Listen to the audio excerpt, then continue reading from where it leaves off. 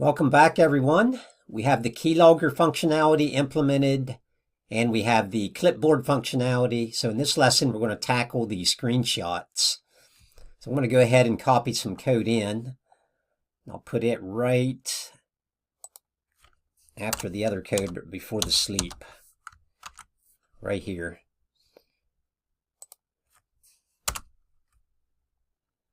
Okay, pretty simple. I'll expand on this though in a little bit.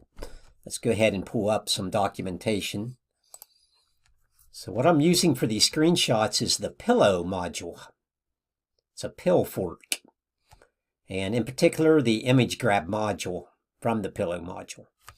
And in particular from that, the grab function right here. So that's going to grab the images for us. And what's really cool about this package, it allows us to grab all the monitors. Like a lot of us use 2, 3 monitors. I use 3 right now. So you can set this keyword argument here, all underbar screens equal to true. By default, it's false, but we can set that argument to true. And as you see, it'll capture all the monitors. Windows only. If you're using Linux or something, it's not going to get all the screens. So let's go ahead and implement that, and I'll show you how it works. First of all, let's go ahead and import, or not import, but install the Pillow package. So type Pillow, click install. I'm at 10.2.0 in 2024. So that's installing. You should see a little Python icon with flowers and a desert. Minimize that. Hover over image grab and say import pill.imagegrab. So that should put that up top with our imports. So let's explain this code. So yeah, I'm just doing another try except statement, as always. This time, you notice I don't have to open a file and with a file handle and everything. That's because the screenshot instance, or the screenshot variable here that we set from the grab function, what it returns, I believe it does return some type of instance of a class. That has a save method built in. So the creators of this code, the Pillow code, developed a save method so we don't have to open up the file and write to the file and everything. We just use this method that they have supplied for us. We just supply it with our file name. So I'm using the f-string approach again. The little f out in front of the string. Then everywhere there's curly braces, that's where the variables will be evaluated.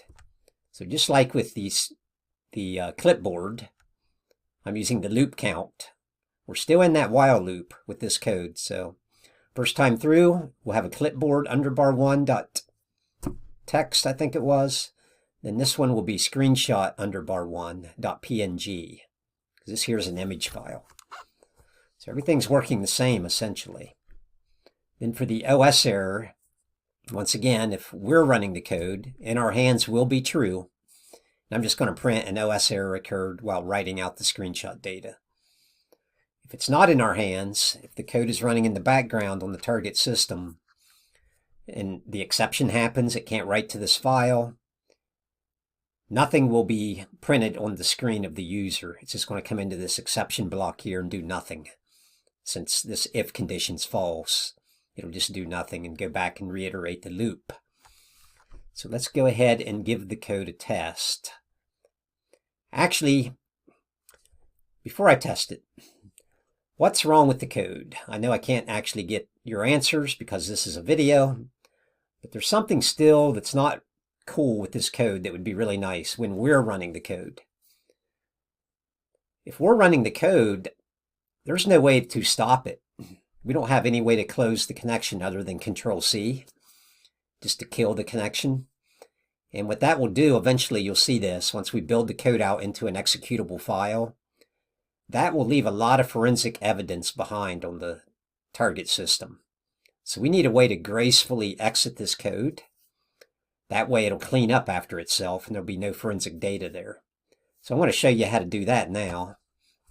Let me go ahead and copy it in out of my notes. I can actually get rid of this sleep now. Paste it in right here. Still have a sleep, but we're going to use a delay variable, which, let me get that out of my notes as well. Let's go put that in up top.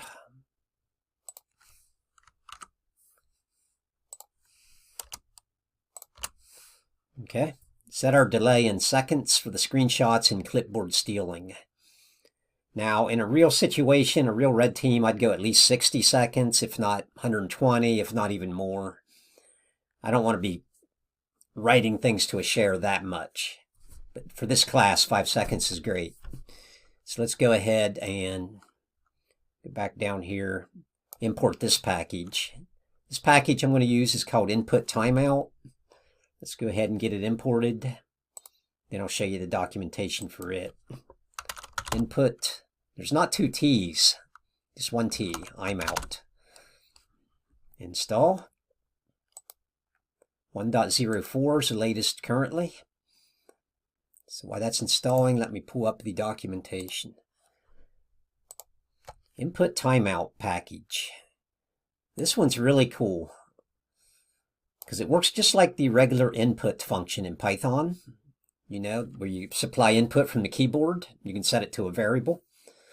Except this one, if you wait too long, if you're too slow at entering that input, it's going to have a timeout exception. The coder of this input timeout package allows for a timeout occurred exception. And you can set whatever you want the timeout to be. So they have it set to 5 seconds here. So if you wait 5 seconds and don't enter anything in for the input, it's going to call the exception and run whatever is in your exception block.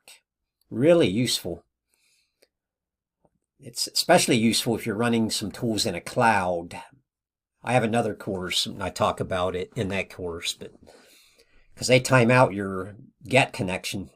So this is a way to get around that type of situation as well. Anyway, focus on this course. So if we do enter our input in time, it's not going to do the exception, of course, and it's just going to set whatever we input to this variable here, then print it, or whatever code you have down below. So let's go look at it in our true code. Go ahead and hover over it and import. Hover over the timeout exception class and import that as well. Okay. So in this case, once we do everything up here, we're going to have a chance to close our connection. Our keylogger, our clipboard stealer, and our screenshots, we can shut it down if we like. And what we do, notice it says strike the enter key to end. Timeout equal delay, which delay we set to 5 seconds up above. So we have 5 seconds to just hit the enter key on our keyboard, and that will shut the program down. If we don't hit the enter key, it's just going to keep running. It'll keep printing this every time through the loop, this prompt. Notice in the input timeout function, it has 2 arguments, 2 keyword arguments. The first keyword argument is prompt. So you set your prompt equal to whatever you want to set it to. I'm using an F string again and setting it to loop, whatever the loop count is, complete, strike the enter key to end. So that's what I'm setting my prompt to. Then the timeout we set to delay. If the delay occurs, what do we want to do? Well, we don't want to do anything. We just want to reiterate the loop.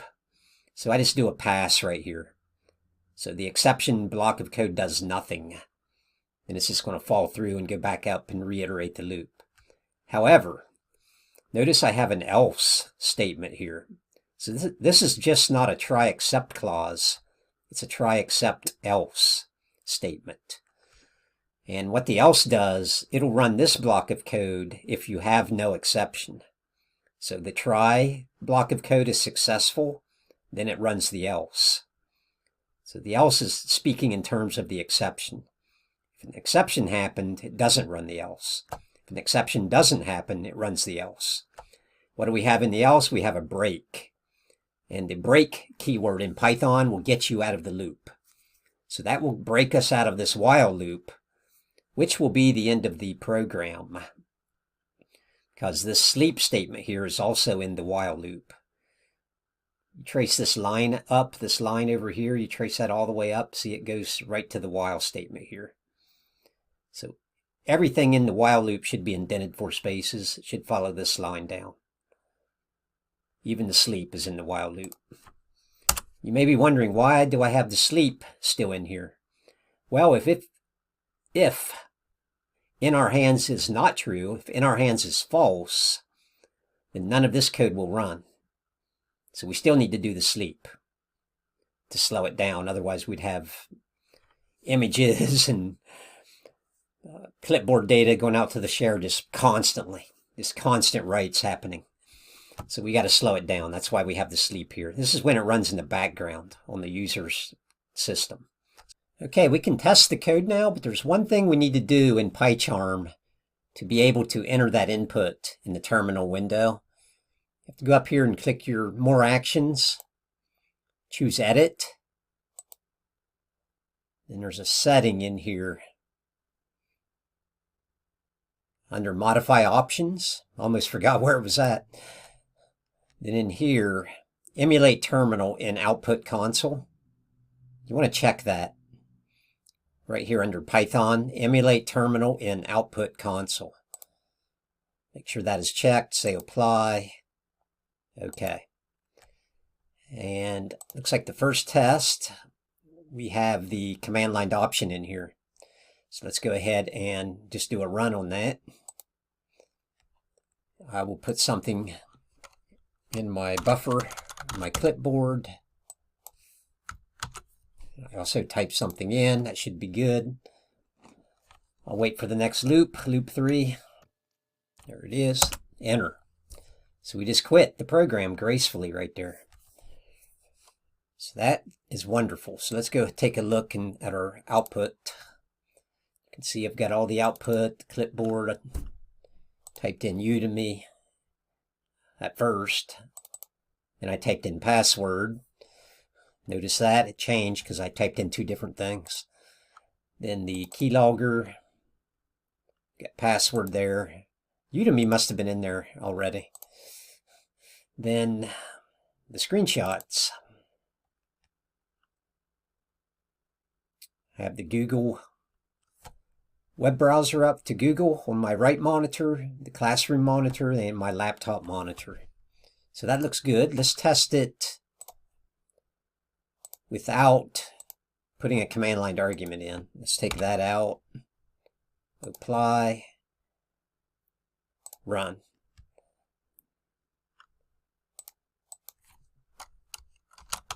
Testing.